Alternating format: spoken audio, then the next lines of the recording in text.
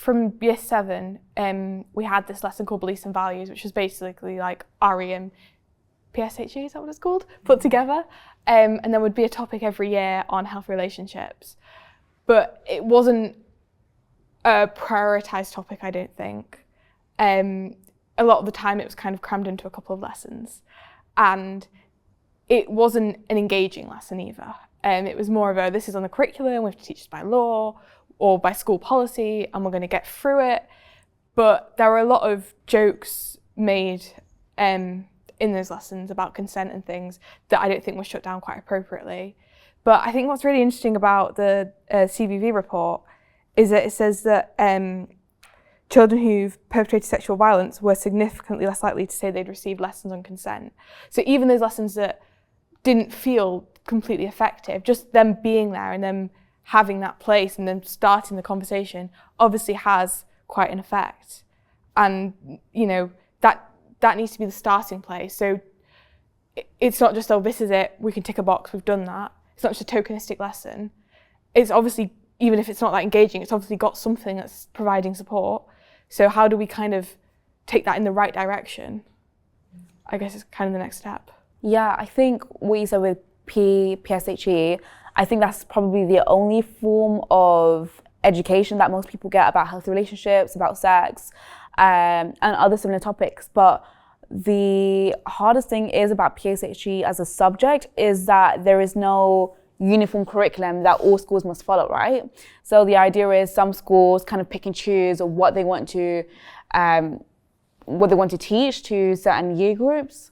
So things and conversations like healthy relationships that might be neglected for other more important topics, for example, puberty at a certain age. And just to interrupt, I would also say with COVID, yes, there's this big gap because those weren't lessons that were really, you know, brought online with the same effort that maths and English were because it's not assessed. From my experience, I grew up in a very religious household.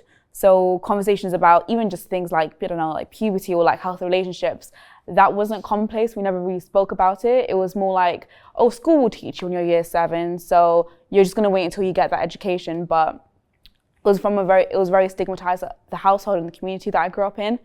So I think that if you're from any communities that are quite similar, that are very, very stigmatized about having healthy relationships, and that you're waiting for school to teach you about that, I do genuinely think you're more likely to get into an unsafe relationship. And I think it has to be taught together as well. I think quite often when there's discussions around puberty and health and relationships, there's quite a separation between what's being taught to young boys and what's being taught to young girls. Mm-hmm. And I think even if it's not directly applicable to you, you should still understand it so you can have empathy for the people in your life that are experiencing it. So, you know, young boys should learn about periods, and I don't know what the equivalent is off the top of my head, but, you know, there's stuff about boys that girls need to learn about, and because we're all coexisting. Yeah.